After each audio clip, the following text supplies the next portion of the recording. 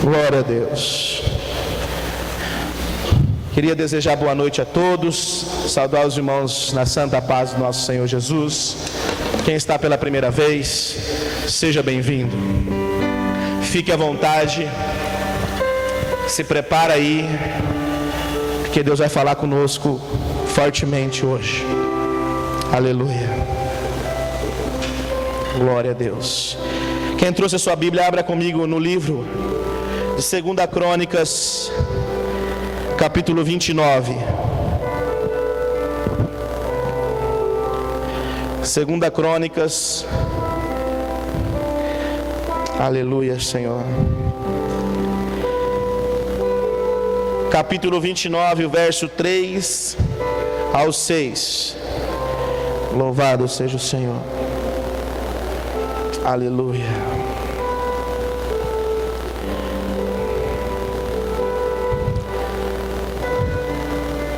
A palavra do Senhor, ela diz assim, no verso 3 de 2 Crônicas, capítulo 29.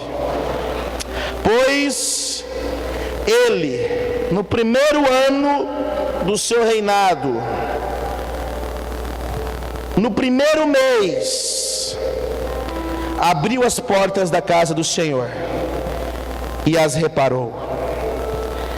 Fez vir os sacerdotes e os levitas, e ajuntando-os na praça oriental, disse-lhes: ouve-me, ó levitas, santificai-vos agora, e santificai a casa do Senhor, Deus de vossos pais, e tirai do santo lugar a imundícia, porque os nossos pais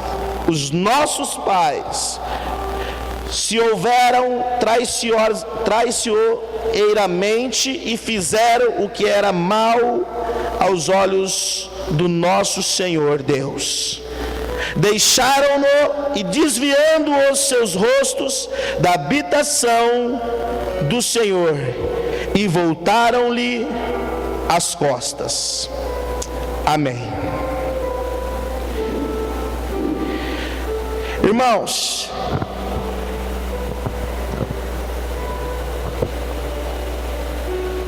um agricultor, eu ouvindo um fazendeiro, um agricultor muito conhecido, muito famoso, ele dando uma das suas entrevistas, ele diz: você pode ter uma bela semente, a melhor, a mais cara, aquela que você compra a melhor.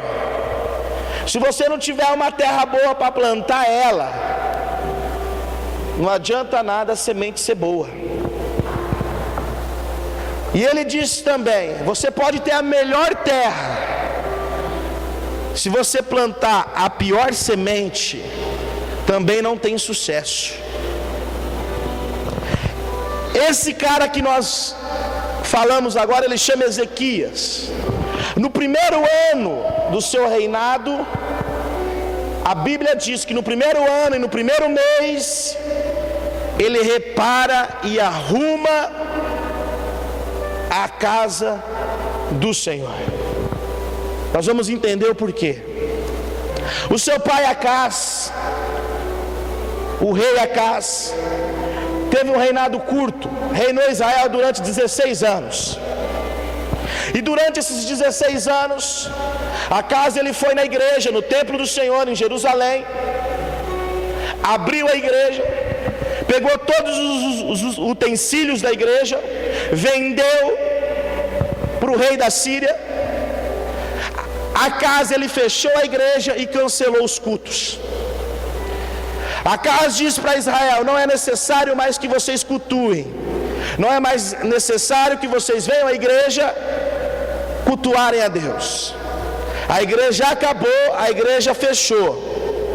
A partir de agora, vocês vão buscar um Deus que eu vou criar. Então ele foi criando deuses, foi trazendo deuses de outros reinos, deuses de imagem, deuses de barro. E se você precisava de chuva, então você tinha o Deus da chuva. Se você precisava de comida, tinha o Deus da comida. Tinha deuses.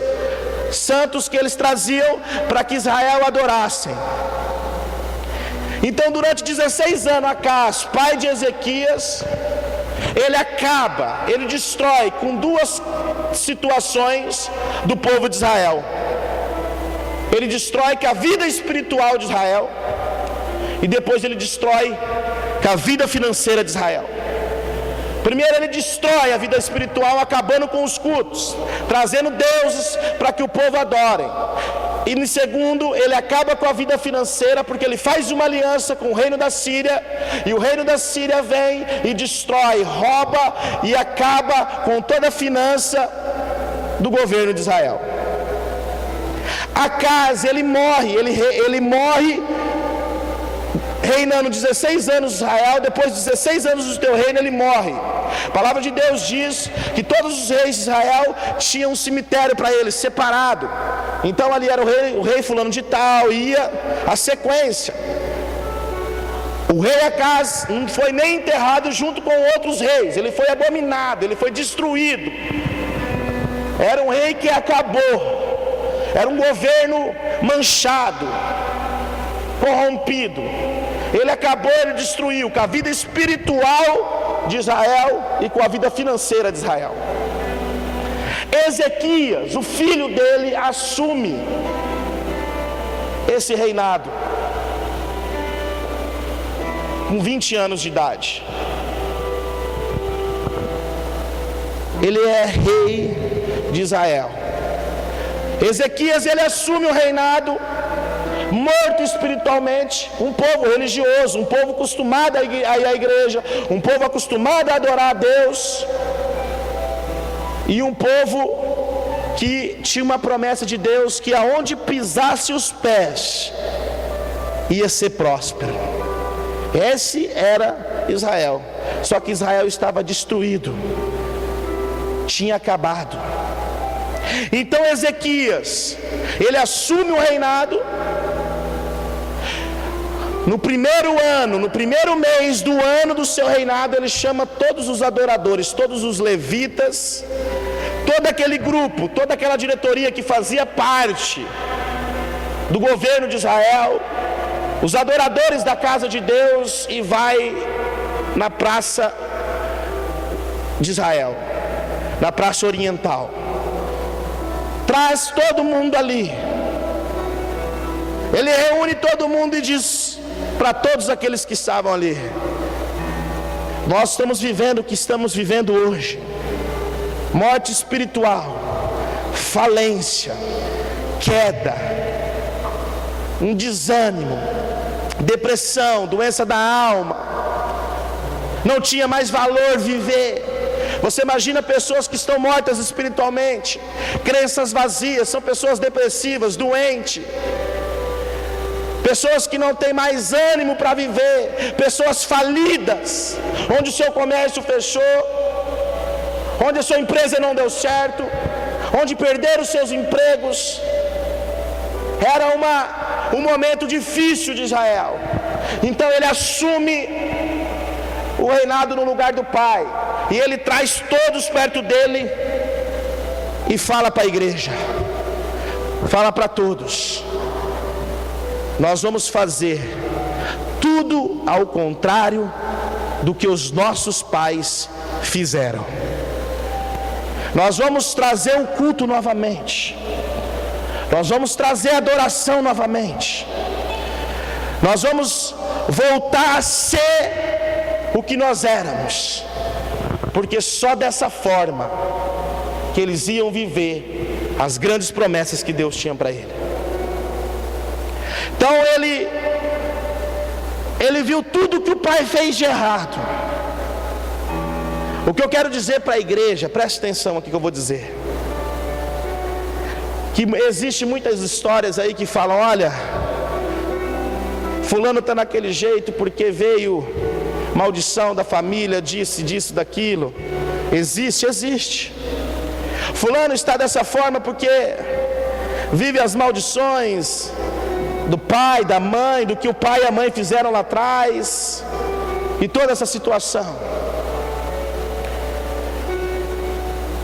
Eu quero dizer algo para a igreja: Se a gente fizer igual Ezequias fez, de falar: a partir de hoje, tudo que meu pai, os seus pais, as nossas mães fizeram de errado, de oferecer culto a deuses, de se vender a reinos que não são do Senhor, tudo que eles fizeram de errado, se a gente mudar a nossa história, se a gente não fazer mais do que eles fizeram, se a gente trazer o culto de novo, se a gente se entregar a Deus, a nossa história vai mudar. O que nós temos que entender com Ezequias é que Ezequias ele chama a responsabilidade para ele. Ele chama todo o problema e diz assim: olha, chegou o momento de nós mudarmos esse cativeiro. Ele reúne toda a congregação e fala assim: olha, levitas, adoradores, homens de Deus, mulheres de Deus, olha a nossa situação, olha o mundo que nós estamos vivendo, olha Israel como está, mas o poder de mudar a história está nas nossas mãos. Promessas Israel tinha, sabe? Vou citar um exemplo para os irmãos. Sabe quando a gente olha para uma igreja assim e fala assim: nossa, eu não sei porque aquela igreja não cresce, tem tantas promessas para crescer. Eu não sei para que aquele fulano ele não consegue se dar bem na vida, tem tantas promessas na vida dele de bênção. A questão é a decisão do camarada, é a decisão daquele que lidera. Você é líder de algo, você é líder da tua casa, você é líder da tua família, você é líder na tua empresa. Chega um momento que você fala assim: eu preciso descobrir aonde está o problema. Preste atenção que eu vou ler para os irmãos. Olha o que Ezequias fez. No verso 6 do capítulo 29, está escrito assim: porque os nossos pais porque os nossos pais traíram a Deus e fizeram o que era mal aos olhos do Senhor, e deixaram-o, desviando os seus rostos da habitação do Senhor, e viraram-lhe as costas. Primeiro ponto é assumir o erro. Eu disse na célula sexta-feira: é mais fácil pedir perdão, pastor, do que perdoar. É mais fácil falar: só meu irmão, me perdoa, do que quando alguém que nos feriu fortemente, a gente liberar perdão. O primeiro passo, Deus não fala na Bíblia para que Deus lhe exalte. Qual que é o mandamento? Humilhai. Se humilha que Deus te exalta. O primeiro passo que Ezequias fez foi reconhecer o erro. Ele disse: olha, o problema não foi o exército da Síria, o rei da Síria que roubou nós. O problema não foi Deus que nos castigou. O problema não é Satanás que está trazendo a opressão, a depressão. Eles estavam vivendo tudo isso, mas a grande questão, o grande problema está em nós mesmos. Foi o que Ezequias fez. A grande questão para virar o jogo aqui não é Satanás, não é Deus, não é o exército da Síria. A grande questão para que essa história muda somos nós. Primeiro passo que Ezequias deu: reconhecer o erro. Ele reconheceu o erro de um reinado falido. Os nossos pais erraram, sabe? A gente leva nas costas: fulano faz, eu faço também. Não faço igual a ele, mas eu faço. Fulano não tem um compromisso, também eu não tenho. Vamos fazer o contrário. Eu sempre estou dizendo aqui: nós precisamos fazer coisas que homens não fizeram com Deus. Nós precisamos ter atitudes que homens e mulheres ainda não tiveram. Nós não podemos ficar fazendo coisas que pessoas fazem, mas nós precisamos viver algo novo com Deus, algo que ainda não vivemos. Precisamos sentir algo em nós que ainda nós não sentimos. Ontem nós fomos entregamos sopa até 4 horas da manhã para moradores de rua. com os jovens da igreja.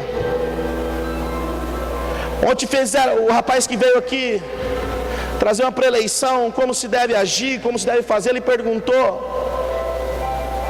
quantas pessoas já fizeram esse trabalho? Ninguém levantou a mão. Tinha crente de 30 anos sentado aqui, eu mesmo, nasci na igreja. Quantos fizeram esse trabalho? Ninguém fez. Ele disse: 90% das igrejas hoje não conseguem fazer esse trabalho. E eu pergunto para Deus: Deus, o que é ser igreja? Igreja é vir cultuar. O que é ser igreja? O que é ser cristão? O que é ser crente? E o Senhor começa a gritar no meu coração: é fazer coisas que os outros não fizeram, andar por caminhos, abrir caminhos aonde os outros não abriram. Ezequias podia sentar no trono e falar assim: olha, meu pai já vem com o reino falido, eu vou dar sequência nisso aí também. Se meu pai era corrupto, eu vou ser corrupto. Se meu pai era ladrão, eu vou ser ladrão. Se meu pai era adorador de imagens, vivia em centro de candomblé, macumba ou feitiçaria, eu também vou ser nesse barulho. Sabe o que ele fez? Ele falou assim: não, se eles erraram até hoje, a partir de hoje nós vamos fazer o que é reto aos olhos do Senhor.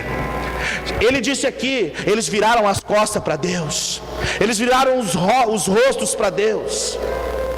Mas nós não, nós vamos adorar a Deus novamente. Então o primeiro passo é reconhecer o erro. O primeiro passo que Ezequias fez é reconhecer o erro. O segundo está no verso 19, ele diz assim: todos os utensílios que o rei Acaz no seu reinado lançou fora, na sua infidelidade com Deus, já os preparemos e santifiquemos, e eis que estão diante do altar do Senhor. O pai dele roubou a igreja, o pai dele saqueou a igreja, ele roubou os bens da igreja. Nós temos visto pessoas aí roubando a igreja, furtando a igreja, mas de que forma? Pedindo dinheiro, pedindo oferta, pedindo isso, teu carro, isso, aquilo. Não é que você não tem que ser ofertante nem dizimista, tem que ser porque isso é bênção. Mas presta atenção, mas não é maldição. Não é maldição. Não é porque você não deu que você vai ser amaldiçoado, que você vai ser: olha, eu não dizimei, eu não ofertei, eu fui amaldiçoado. O Senhor morreu na cruz para quebrar todas as maldições. Agora, tem outra questão. Pode ser também que você não vai gerar bênçãos para a sua vida.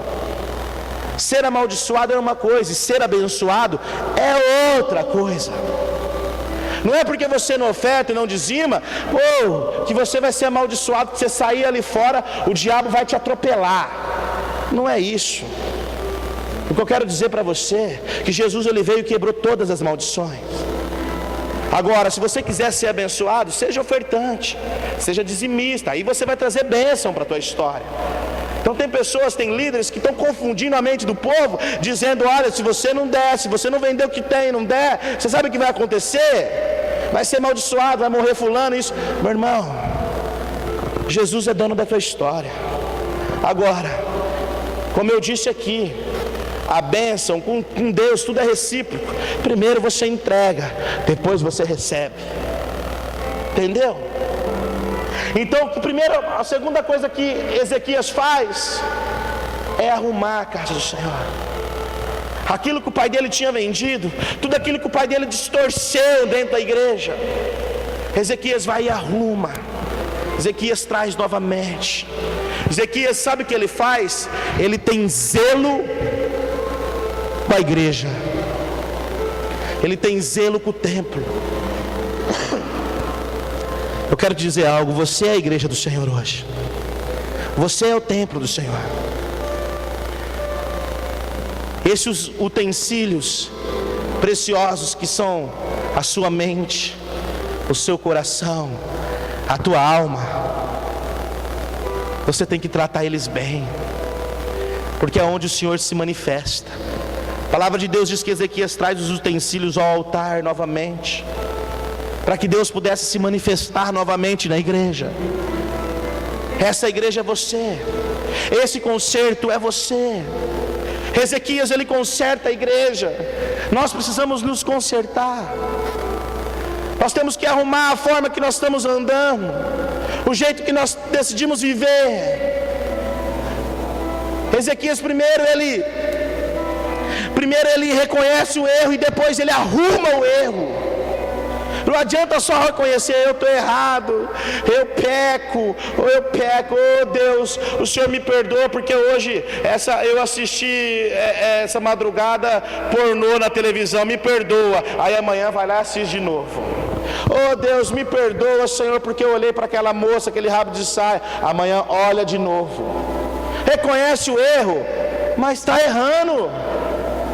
Não adianta nada, parceiro. Reconhece o erro e arruma o erro. O Senhor ama o pecador, mas Ele odeia o pecado. O pecado na vida do crente, ele tem que ser um acidente, não consequente, não vida de pecado. O terceiro ponto que Ezequias faz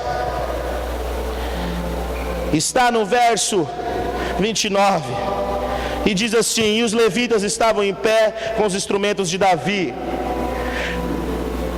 e Ezequias ordenou que se oferecesse holocausto sobre o altar. E quando começou o holocausto, começou também a cantar ao Senhor, som das trombetas e instrumentos de Davi, o rei de Israel.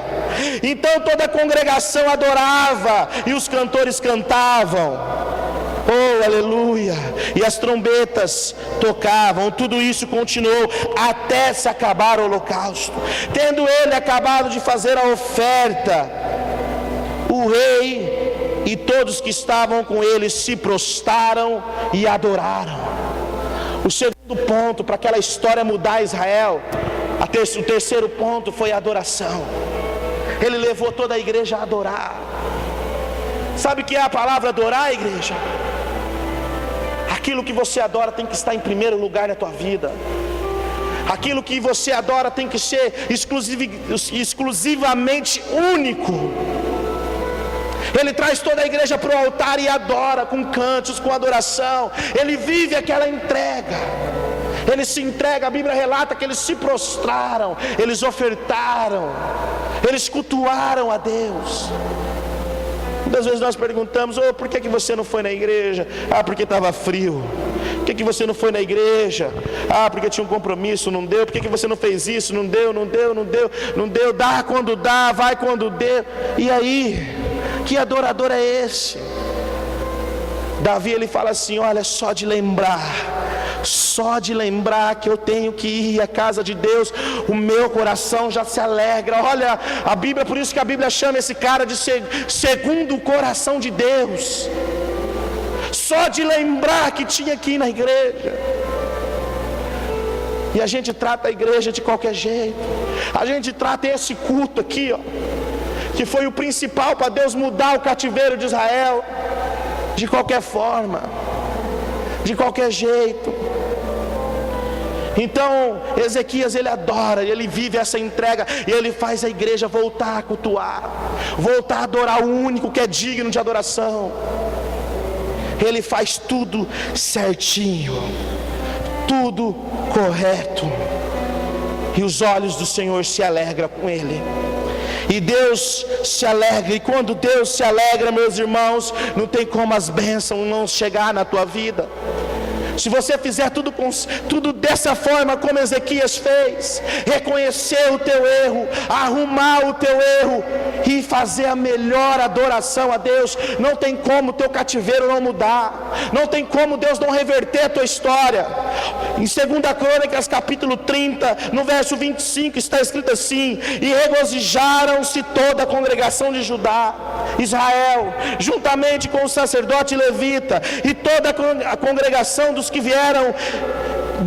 vieram de Israel, como também os estrangeiros. Vieram pessoas de todos os lados para adorar com eles. Vieram da terra de Israel que habitavam em Judá. Assim houve grande alegria em Jerusalém, pois desde os dias de Salomão, filho de Davi, rei de Israel, não tinha havido coisa semelhante em Jerusalém. Você sabe quem que foi esse Salomão? Foi não, sempre vai ser, porque não vai ter outro mais rico que ele. o mega trilionário.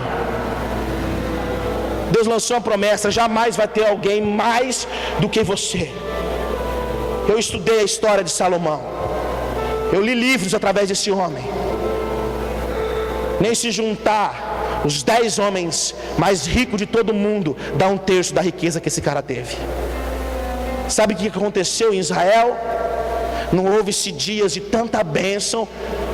Não aconteceu naquele dia. Aquele dia foi um dia parecido de bênçãos e prosperidade, igual do tempo de Salomão.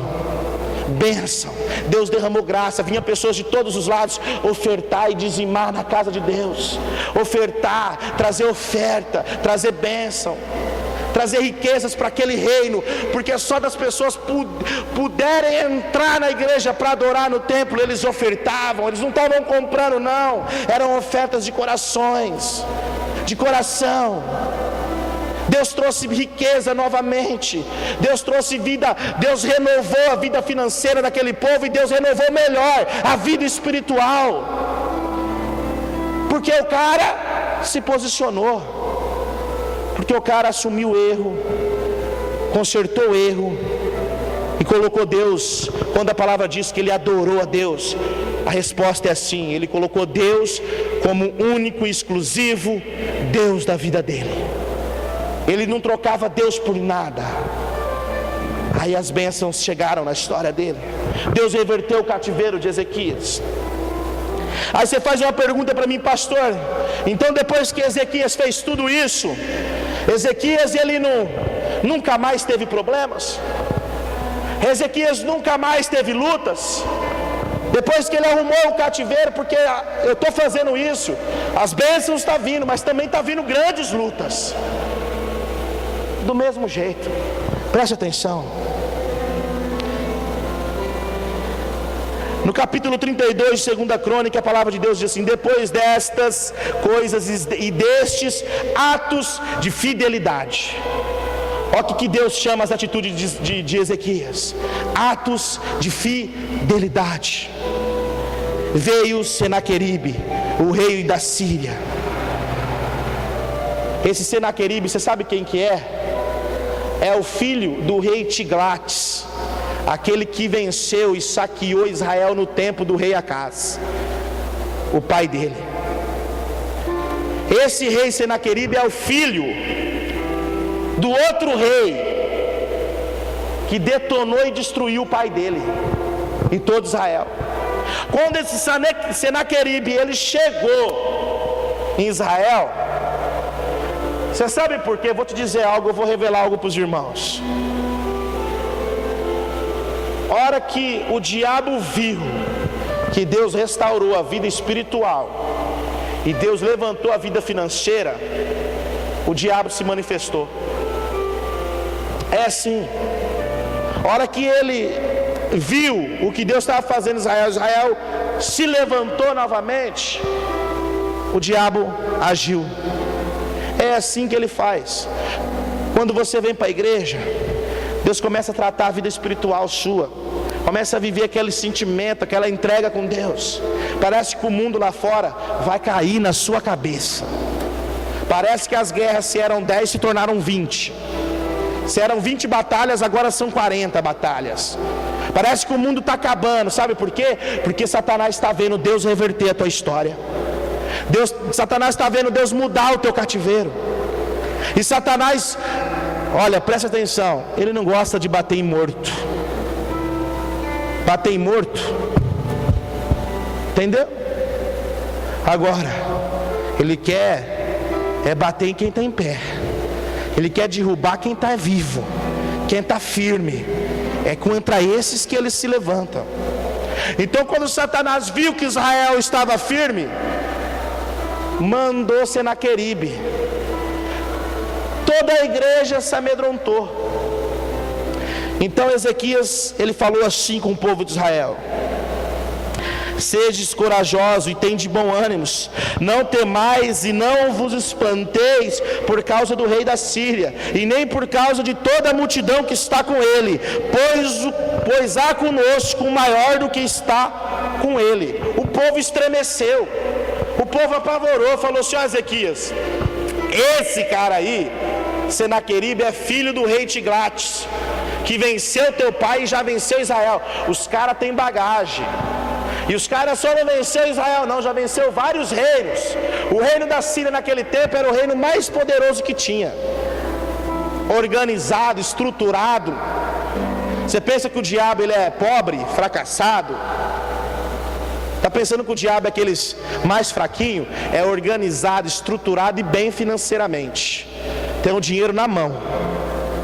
É o diabo, ele age dessa forma. E nós pensamos que o diabo é bem estruturado e organizado. É o nosso inimigo, bem estruturado e organizado. Eu postei algo no Facebook esses dias, uma frase que me chamou muita atenção, que diz assim: não brinca de ser crente, porque o diabo não brinca de ser diabo. É forte.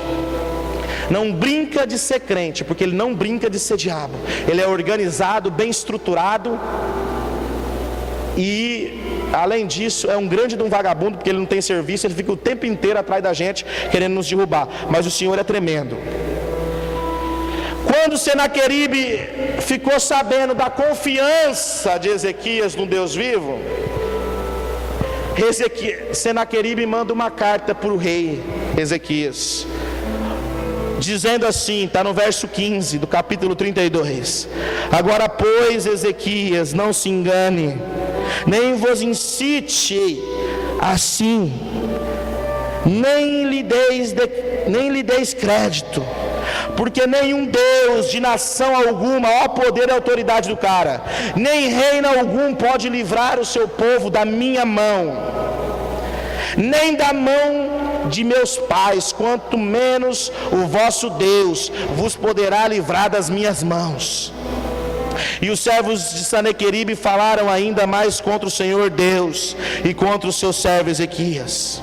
Ele também escreveu cartas para blasfemar do Senhor Deus de Israel, dizendo contra ele: assim como os deuses das nações da terra não livraram o seu povo, assim também o seu Deus não me livrará, não te livrará, não livrará a tua nação. O cara, além de ter todo o controle e o poder na mão, é debochado. Fala, meu irmão, nenhum Deus, nem outra nação, ainda mais o seu Deus, vai livrar das minhas mãos. O cara tinha certeza da vitória. Poxa vida, Ezequias podia olhar para Deus e dizer assim: Senhor, eu assumi o erro, eu consertei o erro, nós estamos te adorando, nós trouxemos a igreja novamente para lhe adorar. Agora que está tudo bem, agora que nossa vida financeira está boa, agora que a nossa vida espiritual está uma bênção, por que tanta luta?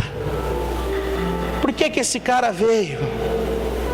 Por que o Senhor está permitindo que as lutas chegam novamente?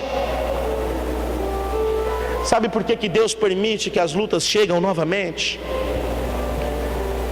É para Deus mostrar para nós, presta atenção que é forte que eu vou dizer,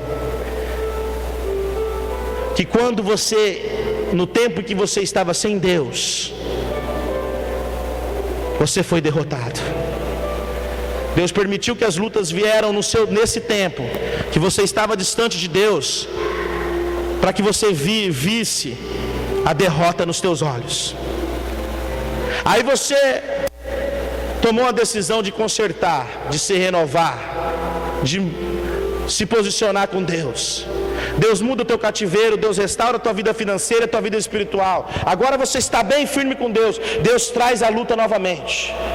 Agora Ele traz para te mostrar que Ele é o Deus da vitória na tua história. Ele é o Deus da vitória na tua vida. As lutas vêm nos dois tempos, no momento bom e no momento ruim. No momento ruim é para você ver que andar distante de Deus é ser derrotado. Mas no momento de fidelidade com Deus, Deus também te traz a luta, para te mostrar que andar com Deus é vitória. Então Ele permitiu que o mesmo reino fosse guerrear contra Israel.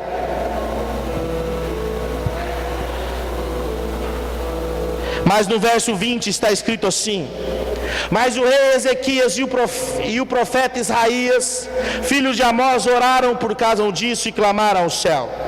Então o Senhor enviou um anjo, apenas um anjo. Não foram 10, não foram 100, nem 1000 e nem 2000 anjos.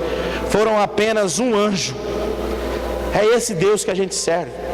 Meu irmão, presta atenção no que eu vou dizer. O exército da Síria não era um exército meia boca. Era o melhor que tinha.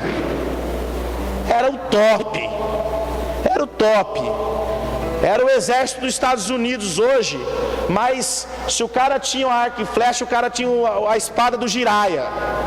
Era o fera. Era o melhor que tinha. Se o exército de Israel eram 100 homens, os caras eram 10.000 homens. Não tinha explicação. A Bíblia relata que aos olhos humanos não tinha como contar, era incontável o exército da Síria. De tanto homem organizado. Pode ser que às vezes a gente olha lá fora, né, a nossa vida, muitas vezes a gente tem luta na nossa vida, que a gente fala assim, nossos problemas são imensos, que a gente olha e fala assim, é impossível vencê-los, é impossível vencer tantos problemas que aparecem na minha vida. Só que a questão é o início, a decisão que você tomou. A palavra de Deus diz que o Senhor mandou um anjo, apenas um anjo. Não foram 10 nem 20. Então o Senhor enviou um anjo que destruiu no arraial dos reis da Síria todos os guerreiros valentes e os príncipes e os chefes. Ele, pois, Senaqueribe, envergonhado, voltou para a sua terra, e quando entrou na casa de seu Deus, alguns de seus próprios filhos mataram ele à espada. Assim o Senhor salvou Ezequias e os moradores de Jerusalém das mãos de Senaqueribe, o rei da Síria, e da mão de todos, e lhe deu descanso de todos os lados. Olha a bênção, no verso 23, e muitos traziam presente a Jerusalém, ao Senhor, e coisas preciosíssimas a Ezequias, rei de Judá, de modo que depois disso foi exaltado perante os olhos de todas as nações. Meu irmão, Deus matou o rei da Síria, Deus matou todo o exército apenas com um anjo. E a palavra de Deus diz que ele deu descanso de todos os lados. Deus quer te trazer paz de todos os lados. Aleluia. Deus quer te trazer paz financeira. Sabe, Deus quer trazer paz na tua saúde. Deus quer trazer paz na tua família. Deus quer trazer paz de todos os lados. Só que o segredo é o conserto. O segredo é o que ele fez. Não tem segredo, sabe assim, não tem coisas. Nós só vamos viver coisa sobrenatural com Deus no momento que nós entregarmos para Deus. E a palavra de Deus diz que veio pessoas de todos os lados, de todos os países e nações, traziam presentes, coisas preciosas, e davam para o rei de Israel, que era Ezequias. E ele foi exaltado, a palavra de Deus diz que ele foi exaltado perante todas as nações. Nós podemos viver igual a Ezequias. Essas bênçãos podem chegar até nós, mas depende de cada um de nós. Amém? Os irmãos entenderam a mensagem do Senhor? Desculpa do horário. Aleluia. Queria chamar o pastor Vanilton aqui.